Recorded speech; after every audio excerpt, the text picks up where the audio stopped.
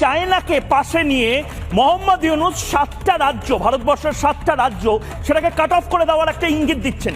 উত্তর পূর্ব ভারত বিচ্ছিন্ন হয়ে পড়বে যদি এই চিকেন স্নেক, যার এক পাশে চায়না আরেক পাশে বাংলাদেশ, এটা যদি কাট অফ হয়ে যায়। আসাম আমার, পশ্চিমবঙ্গ আমার, ত্রিপুরাও আমার, এগুলো ভারতের কবল থেকে মুক্ত করতে না পারলে বাংলাদেশের স্বাধীনতা ও মানচিত্র কখনোই পূর্ণতা পাবে না। এই কথাগুলো বলেছিলেন বিশ্ব ইতিহাসের একজন অভিসাংবাদিত মহানায়ক, মজলুম জননেতা মাওলানা আব্দুল হামিদ খান ভাসানী। আধিপত্যবাদ বিরোধী সংগ্রামের প্রবাদ পুরুষ মাওলানা ভাসানীর স্বপ্নের সেই অবিভক্ত বাংলা গঠনের ভয়ে কাঁপছে ভারতীয় পশ্চিমবাংলার মিডিয়া। এতদিন বাংলাদেশে আধিপত্য বিস্তার করে গিয়েছে ভারত, তবে বর্তমান প্রেক্ষাপটে বদলে গিয়েছে সেই চিত্র। বাংলাদেশকে হুমকি দেয়া ভারত এখন নিজেই ভয়ে আছে তাদের পশ্চিমবঙ্গ এবং সেভেন সিস্টার্স নিয়ে। ডক্টর মোহাম্মদ ইউনূস তার দক্ষ কূটনৈতিক কৌশলে হাত করেছে চীন ও আমেরিকার মতো পরাশক্তিগুলোকে। চীন ও বাংলাদেশ মিলে চিকেন নেক খ্যাত শিলিগুড়ি করিডোর দখলে নিয়ে গঠন করবে অবিভক্ত বাংলা। এ নিয়ে তোলপাড় পশ্চিমবাংলার মিডিয়া। কি বলছে তারা, আসুন তা দেখি। আমি ময়ূক রঞ্জন ঘোষ। অনেকগুলো খবর পশ্চিমবঙ্গে রয়েছে, অনেকগুলো খবর আপনারা দেখেছেন, কিন্তু আজ বাধ্য হয়ে, আবারও বলছি বাধ্য হয়ে, চুপ থাকা গেল না, বাধ্য হয়ে বাংলাদেশ নিয়ে কথা বলতে হচ্ছে।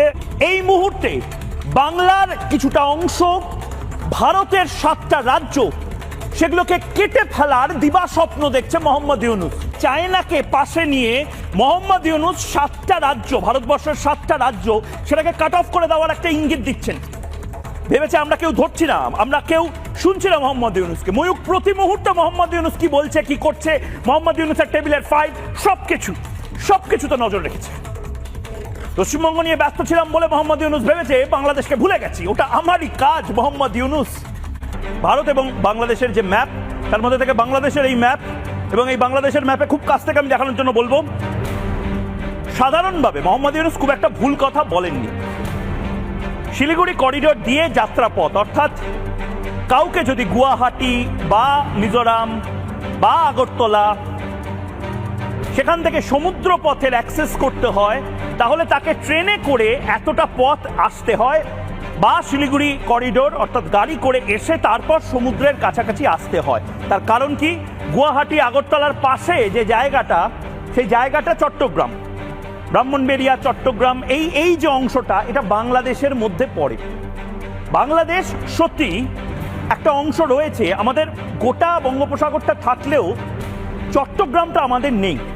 চট্টগ্রামটা খুব গুরুত্বপূর্ণ, প্রচণ্ডভাবে স্ট্র্যাটেজিক একটা পয়েন্ট, কিন্তু